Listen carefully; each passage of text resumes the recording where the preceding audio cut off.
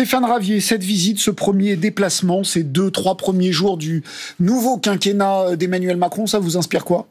C'est rock'n'roll, hein. C'est rock'n'roll. Cette première visite en banlieue, bon, il est allé remercier ses électeurs.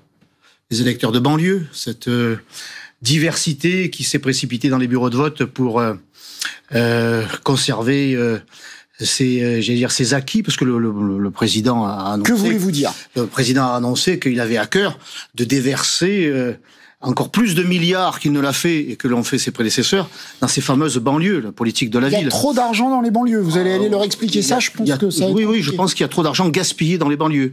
Et qu'il n'y en a pas dans la France périphérique, et alors zéro dans le monde rural.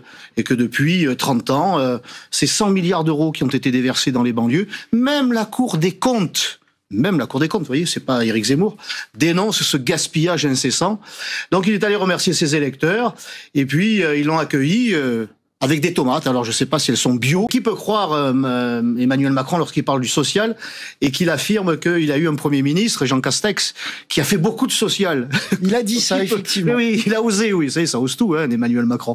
Donc qui peut croire qu'il peut changer d'orientation, qu'il peut changer de caractère, lui qui dit tout et fait son contraire, qui se positionne à droite mais qui drague à gauche, ou qui va se positionner à gauche et qui drague à droite. Enfin, c'est Emmanuel Macron dans toute sa splendeur. C'est aussi l'Union nationale. On a vu ça chez les Allemands, chez nos voisins en Europe.